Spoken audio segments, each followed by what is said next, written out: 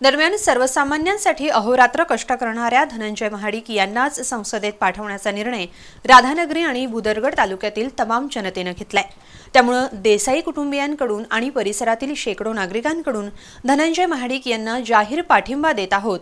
पक्ष असो वा नसो, धनंजय महाडिक यांनाच विजयी करण्याची आम्ही प्रतिज्ञा केली आहे, असे उद्गार गोकुळचे संचालक धैर्यशील देसाई यांनी काढले। धनंजय महाडिक युवा शक्तीची निर्धार यात्रा गारगोटी इथं आल्यानंतर प्रचंड जल्लोषात स्वागत करण्यात आलं। या प्रसंगी ते बोलत होते। धनंजय महाडिक युवा शक्तीच्या वतीने राबवण्यात आलेल्या अनेकविध सामाजिक उपक्रमांची माहिती सर्वसामान्यांना कळावी याकरिता युवा शक्तीची निर्धार यात्रा जिल्ह्यातील गावागावांमध्ये फिरतीये। गारगोटी इथं या निर्धार यात्रेचं प्रचंड उत्साहात, जल्लोषात आणि फटाक्यांच्या आतिषबाजीत स्वागत करण्यात आलं। शहीदांच्या स्मृतिस्तंभाला युवा नेते धनंजय महाडिक आणि गोकुळचे संचालक धैर्यशील देसाई यांच्यासह अन्य मान्यवरांच्या उपस्थितीत अभिवादन करण्यात आलं। त्यानंतर निर्धार यात्रा वाजत गाजत गावात आली। या ठिकाणी झालेल्या समारंभात बोलताना प्रवीण आरडे, नंदू शिंदे, अमर चव्हाण आदींनी युवा शक्तीच्या कार्याविषयी सविस्तर माहिती दिली।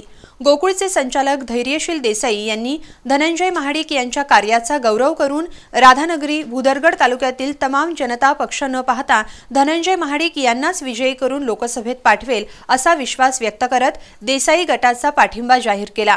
लवकर भुदरगड, राधानगरी आणि भुदरगड बजरंग देसाई गट, धैर्यशील देसाई असतील, राहुल देसाई असतील, कारण आवर्जून मी या निमित्ताने इथे सांगू इच्छितो, लवकरात लवकर आम्ही मेळावा घेऊन आमच्या गटाचा मुन्ना साहेबांना पाठिंबा आम्ही जाहीर करणार।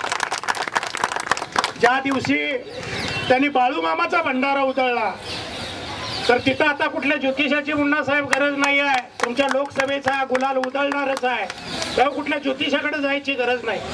त्यांनी द्यायचा आदेश आणि तो आम्ही मान्य करायचा। पक्ष साहेब तुम्ही कुठला पकडणार आहे याच्याशी आम्हाला काही घेणं देणं नाही। आजपासून आमचा पक्ष मुन्ना महाडिक राहील एवढीच मी तुम्हाला ग्वाही देतो। धनंजय महाडिक यांनी मनोगतामध्ये युवा शक्तीच्या कार्याचा आढावा घेऊन समाज विकासाचं नवं चित्र निर्माण करण्यासाठी सर्वसामान्यांच्या पाठबळावर निवडणुकीला सामोरं जाणार असल्याचं स्पष्ट केलं।